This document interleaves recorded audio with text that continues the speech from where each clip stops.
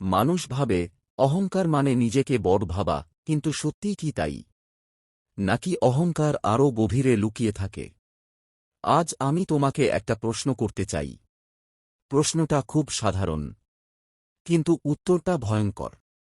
তুমি জানো সেটা হতে চাও কেন? ভেবে দেখো, আমি গরিব, তাই ধনী হয়ে দেখাব। আমি দুর্বল, তাই শক্তিশালী হয়ে দেখাব। আমি অসুন্দর, তাই সুন্দর হয়ে দেখাব। এই হয়ে দেখাব, এই একটা বাক্যের মধ্যেই লুকিয়ে আছে অহংকারের বীজ।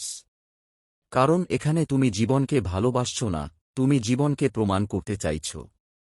শ্রীকৃষ্ণ গীতায় খুব শান্তভাবে বলেছেন, যে নিজেকে গ্রহণ করতে পারে না, সে পুরো পৃথিবীর কাছে নিজেকে প্রমাণ করতে চায়। অর্জুন, এই প্রমাণ করার তার নাই অহংকার। মানুষ ভাবে অহংকার আসে শক্তি থেকে, কিন্তু সত্যতা ঠিক উল্টো। অহংকার আসে দুর্বলতা ঢাকার চেষ্টা থেকে। যে মানুষ ভিতরে ভিতরে নিজেকে ছোট মনে করে, সে বাইরে বড় হতে চায়। সে চুপচাপ ভাবে, আমি যদি এটা না করি, লোকে কি বলবে? আমি যদি সফল না হই, তাহলে আমি কে? এই প্রশ্নগুলো সাধারণ প্রশ্ন মনে হলেও এই প্রশ্নগুলোর নামই অহংকার। শ্রীকৃষ্ণ অর্জুনকে বলেছিলেন, হে অর্জুন, মানুষ সত্যিকারের খারাপ নয়, মানুষ ভীত। ভীত এই ভেবে যে সে যথেষ্ট নয়। একটা জিনিস লক্ষ্য করেছ, একই মানুষ একই মন, তবুও অনুভূতি বদলে যায়। নিজের থেকে কম কাউকে দেখলে মনটা হালকা হয়, একটা অদ্ভুত সুখ আসে। আবার নিজের থেকে বেশি কাউকে দেখলে মনটা ভারী হয়ে যায়, অকারণ দুঃখ।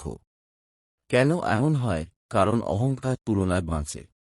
শ্রীকৃষ্ণ বলেছেন, যে তুলনা করে সে কখনো শান্ত হতে পারে না। তুমি যখন দুঃখে থাকো তখন বলো অহংকার খারাপ, কিন্তু সুখের সময় তুমি কখনো বলো না এই সুখটা অহংকার দিচ্ছে। এই সুখটাই সবচেয়ে বিপজ্জনক, কারণ এই সুখটা না ছাড়া পর্যন্ত অহংকার যায় না। এক রাতে জঙ্গলে একটা জোনাকি পোকা আলো জ্বালিয়ে উঠছিল। নরম আলো, শান্ত উড়ান। হঠাৎ লক্ষ্য করল একটা সাপ নীরবে তার পিছু নিচ্ছে। ভয়ে জোনাকি বলল, আমি তো তোমার খাবার নই, আমি তো তোমার ক্ষতিও করিনি, তবু কেন আমাকে মারতে চাও? সাপ শান্ত গলায় বলল, তুমি আমাকে বিরক্ত করছ।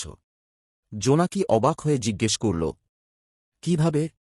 সাপ বলল, তুমি আলো জ্বালাও, আর আমি অন্ধকারে থাকতে ভালোবাসি। শ্রীকৃষ্ণ বলেন, যে নিজের অন্ধকারে স্বস্তি পায়, সে অন্যের আলো সহ্য করতে পারে না। এই কারণেই সফল মানুষকে ট্রল করা হয়। এই কারণেই আলোকিত মানুষকে টেনে নামানো হয়, কারণ অন্যের আলো নিজের দুর্বলতাকে খুব স্পষ্ট করে দেয়। শ্রীকৃষ্ণ একবার বলেছিলেন, কারো কাছে অর্থ থাকলে বুদ্ধি থাকে না, বুদ্ধি থাকলে অর্থ থাকে না। আর যদি কারো কাছে দুটোই থাকে, তাহলে মানুষ তাকে বাঁচতে দেবে না। কেন জানো? কারণ সম্পূর্ণ মানুষ অন্যদের অসম্পূর্ণতাকে আয়নার সামনে দাঁড় করিয়ে দেয়। এই কারণেই যিশু ক্রুশবিদ্ধ হয়েছেন, সক্রেটিসকে বিষপান করতে হয়েছে। সত্য বলা মানুষ প্রায়ই একা হয়ে যায়। অহংকার শুধু ব্যক্তিগত নয়, এটা সামাজিক।